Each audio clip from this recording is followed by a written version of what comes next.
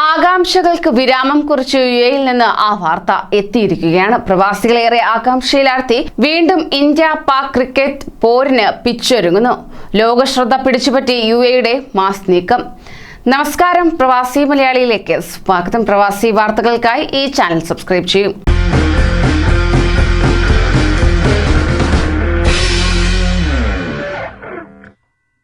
Cricket പ്രേമികളുടെ നൊസ്റ്റാൾജിയയായ Sharjah കപ്പിന് ശേഷം യുഎഇയിൽ വീണ്ടും ഇന്ത്യ പാക് ക്രിക്കറ്റ് പോരിന് പിച്ചൊരുങ്ങുന്നതായുള്ള റിപ്പോർട്ടുകളാണ് പുറത്തുവരുന്നത്.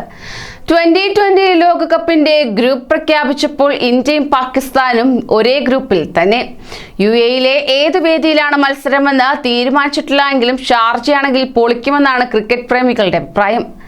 ഒക്ടോബർ 17 മുതൽ നവംബർ 14 വരെ ദുബായ്, അബുദാബി, ഷാർജ, മസ്കറ്റ് സ്റ്റേഡിയങ്ങളിലാണ് മത്സരങ്ങൾ നടക്കുക.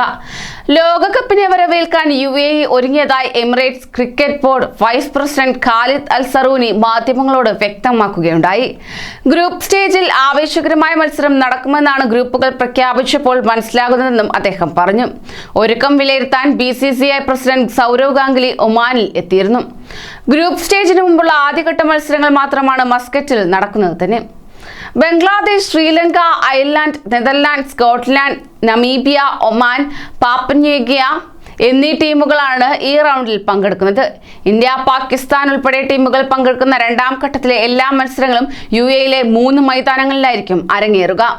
ഇന്ത്യ, പാക് ടീമുകൾക്ക് പുറമെ ന്യൂസിലാൻഡ്, അഫ്ഗാനിസ്ഥാൻ എന്നിവയാണ് ഈ ഗ്രൂപ്പിൽ ഉള്ളത്. അതോടൊപ്പം തന്നെ ആദ്യഘട്ടത്തിൽ നിന്ന് വിജയിച്ചു വരുന്ന 2 ടീമുകൾ കൂടി ഇവിടെ ഇടം പിടിക്കുന്നതായിരിക്കും. സ്റ്റേഡിയത്തിലേക്ക് കാണികളെ പ്രവേശിക്കുമോ എന്ന കാര്യത്തിൽ തീരുമാനമായിട്ടില്ല. മഹാമാരി എത്തിയ ശേഷം ICC സംഘടിപ്പിക്കുന്ന ആദ്യ ലോക ചാമ്പ്യൻഷിപ്പാണിത്. ഒരിടവേളയ്ക്ക് ശേഷം പ്രവാസികൾക്കേറെ ആവേശം പകർന്ന ക്രിക്കറ്റ് എത്തുകയാണ്. കൂടുതൽ പ്രവാസി വാർത്തകൾക്കായി ഈ ചാനൽ സബ്സ്ക്രൈബ് ചെയ്യൂ.